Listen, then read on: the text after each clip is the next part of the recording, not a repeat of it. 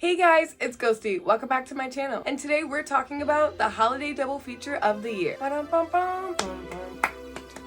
It's that time of the year where we say goodbye to pumpkins and we say hello to Christmas trees and elves, and also holiday horror films. And this year we got a special treat getting two different holiday season slasher films. One being a twist on a classic Christmas film, and another being about a holiday that we don't have many horror movies on. Had no idea that Thanksgiving is the feature length of a fake trailer made by Eli Roth back in 2007. I didn't know that. I've never seen the trailer. They're two, honestly, really fun films. I got a chance to see them back to back. I saw It's a Wonderful Life first on Wednesday, and then on Thursday I saw Thanksgiving. I generally liked them both. They aren't in my top for horror this year.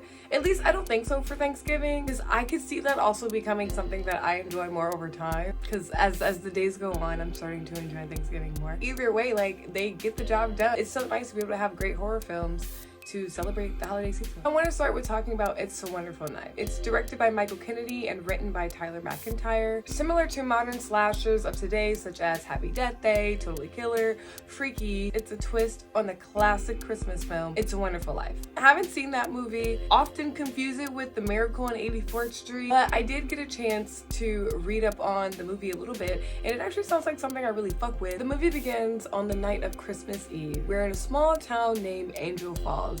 This town is made to look like the perfect Hallmark Christmas town. It does that very well. We immediately meet our cast, the Caruthers family, this picture perfect family. I personally find them boring, but I get the message. Real estate dad, hot stay-at-home mom, I'm assuming, all-American plain Jane of a daughter who also has a camera, so she's like artsy or whatever, and the golden child all-star Jimmy, the brother. They're having a conversation with Henry Walters, who is the slimy, greedy billionaire. He's looking to buy property of one of the local residents, beloved residents, long-time residents. He's looking to buy his house to build some fancy metropolis money-grabbing bullshit thing. Henry is asking David, who is the father of this perfect family, he asks him to help talk Robert, I want to call him Rob like he's my homie, but he's trying to talk Robert into selling his fucking house. That is what I'm trying to say. Robert's not with the shits. He's not with the shits, so he's like, no, Henry, I'm not gonna do that. So that doesn't happen. There's a party being like 10 minutes into this movie. I really knew that this movie was like giving Lifetime low budget. I'm kind of here for it because it actually works. Amongst the crowd of the teenagers is our final girl, Winnie, who's part of the picturesque family, her best friend, granddaughter of Robert and Evans, the homeowner of the house that Henry's trying to buy, and some friends of theirs they go to school with. Darla, her name is Darla, I keep wanting to call her Carla. Darla, who's like this frenemy type vibe I'm getting, because it's very obvious that something's going on between Darla and Winnie's boyfriend. Yeah, so I'm gonna label her as a frenemy. So they're all at this party, and while they're partying, there's a menacing killer dressed in this all white gown and has this white mask. He's made to look like a snow angel. I think it's cool, considering that the name of the town is Angel Falls, it's Christmas. So a guy dressed in white shows up to this man's house and he kills him. The killings begin. The killer meets up with the teens at the party. He almost kills Winnie's brother, but she's able to save the day by electrocuting him. When they take off the mask, it's revealed to be Henry Waters. Wasn't really shocked about that, but I was shocked that all of this happened in like the first 10 minutes of the movie. But given the synopsis, I guess you can't really expect anything else. Something had to have happened. So we fast forward a year later. Winnie is like hating her life. Of course, she's still grieving her friend. She receives a rejection letter from her college. Her parents seem to not be very invested. She doesn't really feel seen in her family. And it is also revealed that, of course, all along, Darla and her boyfriend were hooking up, because there's yet another party on Christmas Eve. Also, which is really fucked up, her family moved into the house of the people who died. it's just, I don't know, I don't feel right with that. Like, I will reserve it as like a historical thing or something, but I would not move my family there. Her dad becomes like the owner of the real estate company because Henry's dead, courtesy of Winnie. This is where we are in present time. Winnie's not doing good. She's not doing good. She's not doing good, so much so that she wishes that she never existed. Something that's in common with the original film. So she does that. Coincidentally, for movie plot purposes, I guess, there's some magic shit happening in the sky. This is explained more so later when they're trying to send her home. I'm not going to get into it because honestly it's a little confusing and brings this movie down, but there's some magic shit happening in the sky with the stars, and that grants her wishes true. She's transported into this universe where she doesn't exist. Angel Falls has become an apocalyptic, dystopian, barren town, and it is primarily at the hands of Henry being in charge and buying up everything and selling everybody out. It seems like everybody is also just like zombies, just like kind of walking around like worse versions of themselves. Like if you watch Community, that whole plot line of like the darkest timeline, like she transported to the darkest timeline, which is crazy because her who was, I mean, that's the point of the movie, is that she was so much light, but that was a very plain bitch. So I'm just saying, like, she was cool and all, but like y'all couldn't have picked the most plainest, boring final girl. It works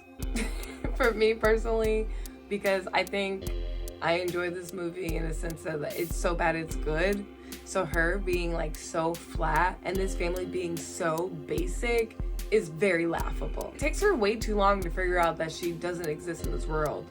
She spends a lot of time running around trying to like figure out what the fuck is going on. Her mom is like a raging alcoholic. It seems like everybody has just like fallen to some weird unhealthy habit. Again, we have arrived to a third party scene. Also, I guess this movie is just spending a lot of time putting this character back in these same spaces to distinct these different worlds, past, present, and then this parallel present. So I guess I understand that. At this party, she runs into all of her old friends. Obviously, they don't fucking recognize her, but she is able to get some help from the resident outcast, Bernie, who was also at the party before and in the nights before. There's a very small interaction. It's very obvious that like nobody fucks with Bernie. It's very weird that Bernie's at this party, but whatever. I guess like outcasts gotta socialize as well, but I just personally would not go to a party with a bunch of people who didn't fuck with me. Oh, but also considering what Bernie was going through, I guess I vibe with that. I can understand. Winnie explains everything to Bernie, and Bernie actually believes that she's from some other universe and there is a world where she exists and agrees to help her. And this time they kind of develop a cute relationship. Didn't expect that. I don't hate it though. I don't hate it. This movie is like really gay in a sense because Bernie and Winnie end up developing a very gay relationship. Somehow overnight, Bernie just solves the problem, and this is where the star plot bullshit gets entered. Something about she needs to kill the killer and she will be transported back into her time. Oh my god. I have to be honest. I never do this. But because this movie was very like, I felt like I would not be missing nothing if I left and got pretzels. I left and got pretzels. So there was some part I was missing. But I do know there was a part where they went to go kill Henry. He was like mind controlling people. I don't think anything was happening for real. But then she went home and the killer was there and attacked. And in order to save herself, she had to defeat the killer again. And then the killer was revealed to be her dad, bum bum bum, which I kind of predicted. I couldn't believe it, but I also could believe that I knew her dad would be the killer in this. I was like, they're gonna make this interesting and throw another plot twist because the beginning was so predictable. They're gonna give us an actual killer we didn't see coming. And long and behold, there he was, Joel McHale under that mask. They tie it back to Henry still being the ultimate villain because he's mind controlling these bitches and he like uses the dad's grief because in the new universe, the darkest timeline, her brother Jimmy's dead. And because she never existed, that was their only kid. So he was really fucked up and he was using that rage to kill people. Oh, I forgot to mention, in this darkest timeline, the killings are just still happening. That's part of the reason why this place is just so vacant, because people are still being killed. And it's crazy because the town is just like, oh yeah, people are dying. It was like COVID. That was bad, but it was so fucking real. I'm just saying. With the killer defeated and the stars coming back, Winnie's able to return back to her universe and she has a better perspective. She's more appreciative, but also it seems like her parents somehow got with the program and they apologized for being dicks to her and not really understanding her emotion. Her brother's back. And now her and Bernie are friends. For some reason, she remembers both parallel universe bullshits. That makes no sense. That's a plot hole. And it's also revealed that actually that night of the party, Bernie was planning to commit suicide herself. Her going to another universe and not back in time saves Bernie. Sure, doesn't make sense, but this movie is bad, but it's good. It's one of those it's so bad it's good movies. And the thing is, I don't think it was trying to do that, which makes it better, but also it genuinely funny. Like, it tries to like do something. It just is bad and it's low budget. Yeah, there's some things I just can't take seriously. I'm a huge fan of Justin Long's performance. He's just over the top. This character looks fucking ridiculous.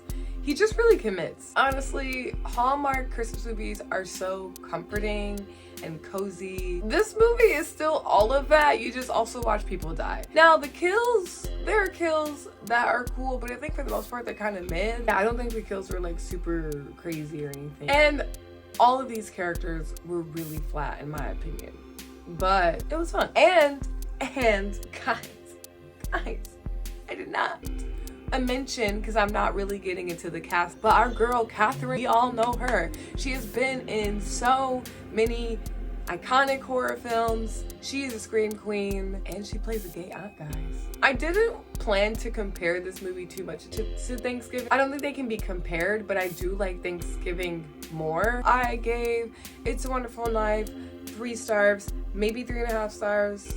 That's pushing it. It's pushing it. No, a solid 3 stars. It's good, it's bad, it's good bad. And I fuck with it. We're moving on to Thanksgiving. Eli Roth, he's been around for some time. Hostel, Cabin Fever, which is one of my favorite horror movies. Fucking love that movie. Eli Roth is teaming up with Jeff Rendell.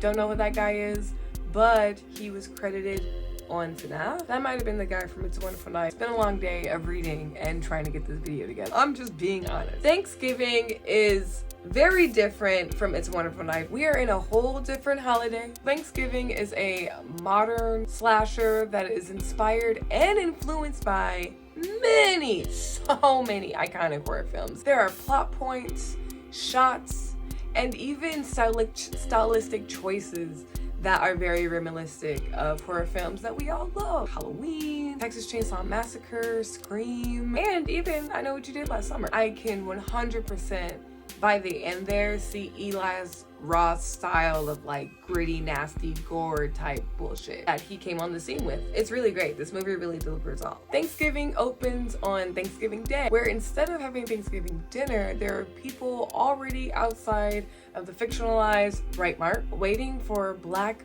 Friday sales. Things get a little crazy when our final girl Jessica and her douchebag awful, I hate them so much, I get it, Eli Roth writes shitty characters, but god fucking damn it, he went too far this time because these guys fucking suck. I'm not gonna let it affect my rating of the movie, although it was painful to see any of these people on screen, and Jessica was also another bland bitch. I just, like, she was better than the last bitch, but she was also still like, just not giving final girl. Anyway, she is also the daughter of the owner of Bright Mart, so her and her friends just get to mosey on in. To make shit fucking worse, her friends are such douchebags that they antagonize the people on the outside. So of course it starts a riot. Not really, of course, because I don't know why it got that heated, but it starts a riot and they run over the security guard. One dude, we'll see him later, he just runs out. They bust into the Bright Mart and it's crazy. People are getting hurt. People are fucking dying. All of this over some fucking waffle maker. One of Jessica's friends, Bobby, well, I guess he's her boyfriend now, but will soon be her ex-boyfriend. He get his arm broken. Tragic for him. Dude's a baseball player. But everybody's just going crazy, and it seems like there are people that are also antagonizing it. One of her douchebag friends, Evan, he's recording it on live stream like, nigga, aren't you gonna help? Unfortunately, Amanda Collins, who's the wife of the Right Mark's manager, she dies. She's trampled. Fast forward to a year later, and Right Mart is back to doing another Black Friday sale on Thanksgiving. Very weird, especially because there are people, including the ex-manager, I'm assuming. He might still be a manager. I don't remember. But the manager at the time of the riot, whose wife died, he's protesting. There's literally a whole fucking riot last time. But unfortunately, this man, the Right Mart owner, is being pressured by his greedy, slimy young wife. That's just what's happening. Men are stupid and easy. So while they're doing that, Jessica and her friends are getting tagged in these cryptic Instagram posts by an account under John Carver. There's some pictures of a dinner table being set. Free dinner. But that's not what's going on. That's not what's going on. No. There you don't think too much into the messages until somebody pop up dead. So one of the shoppers that was a part of the original incident, Lizzie, she's also a local waitress. She dies in a pretty cool way. All the kills in this one are actually solid. They're gory as fuck, and they're like over the top and super creative, but I wish they could be more like nasty. Also, I wish they were not as rushed, but I'm not talking about that now. Lizzie's killed, and now they're like, all right, we gotta do something. So Jessica, her friends, and the police, including Sheriff Newley, Patrick Dempsey's fine ass, that's a fine one. He has a deputy, don't remember that guy's name.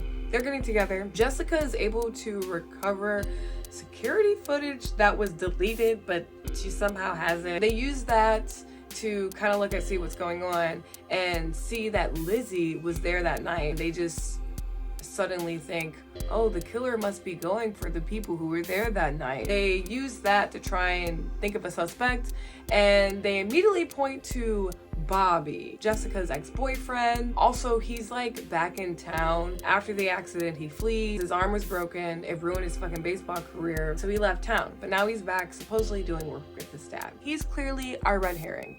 You know he's a red herring. It's always the fucking boyfriend. They always are like, it's the boyfriend. And in Scream's case, it was the boyfriend, which is very cool. And I sometimes wish that they would stop doing that and just actually have it be the boyfriend again. But whatever. While they're sniffing out this dude, the Carver killer is racking up the bodies, killing more people who were there that night, and also going for Yulia, which is one of Jessica's friends. She's in the midst of going to Florida because her dad's like, we're going to Florida. And the killer gets to them before they get to Florida. And also before Jessica and Yulia's boyfriend, Scaba, something like that, before they arrive. And she's dead.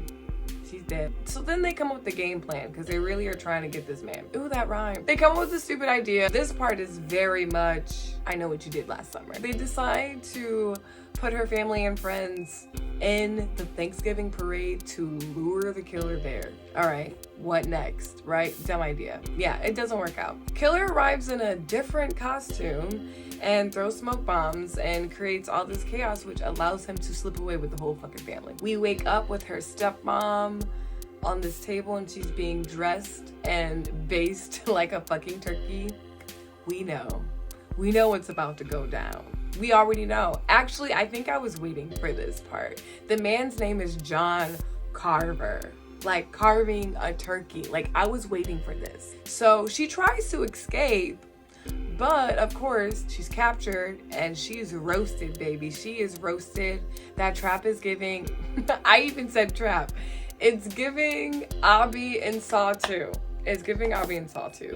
Flames. Upstairs, we have the whole cast sitting at the table because it's fucking dinner time, baby. This is my favorite thing in Thanksgiving, and when we got to this part, I was like, oh yeah. It is so much Texas Chainsaw Massacre. There's even a great opening door moment. Gotta have a door moment if it's Texas Chainsaw Massacre. The way the table is and the set design, it's great. I love it. And it's the only like genuinely scary moment in the film because it's a comedy horror film. A lot of goofy moments. The man saves a cat. That was really goofy. I was fucking with that. Also, these characters are such fuck dicks. Like, it's funny just even watching that. But this was like the horror, and I really enjoyed that. Killer gets Evan, because Evan and Gabby, they were captured and just brought here, so they're still alive. Evan dies.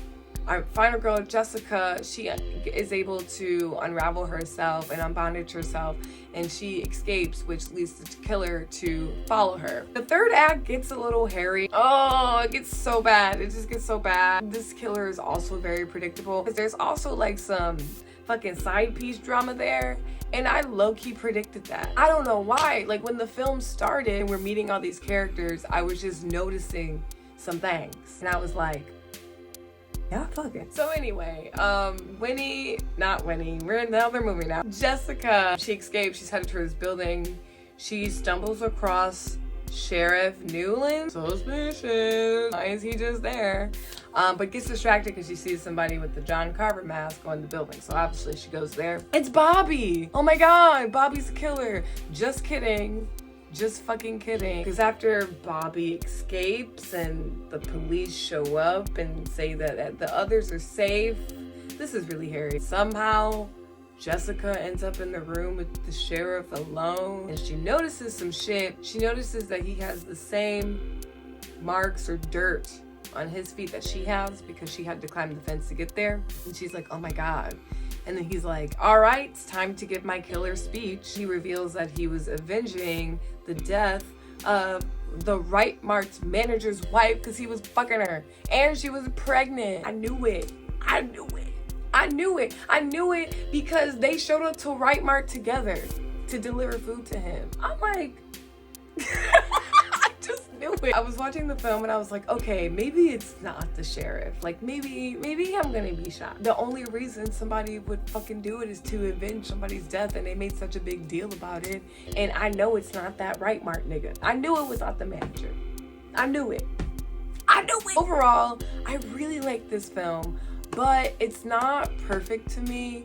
I feel like the kills are a little rushed. And like I said, I think the asshole characters were just like, here's the spectrum, a little bit too close to not likable at all. It's too unlikable to where it's not enjoyable. The killer has grown on me. At first I was like, what the fuck, this mask, this hat. But I was like, that's a vibe. I like that, but anticlimactic review. I gave Thanksgiving a 4 stars. It's really a solid 4 stars. Consider giving it a 4.5. Maybe at a later date I can revisit that and give it a 4.5, but I'm gonna stick to 4. Since I've sat with it and worked on this video, I can say I liked it more than when I initially watched it, because again, sitting with those characters are just like, oh my god, they're so bad. But like, you have to give it so much credit because it is fun watching them die. And whew, that dinner scene, and also the opening shot is it's giving Halloween vibes, and I'm just like was salivating at that. Ooh, cinema. Thanks guys for watching this video. If you liked it, you can give it a thumbs up. Be sure to subscribe to my channel. You can always hit the bell to be notified whenever I release new content.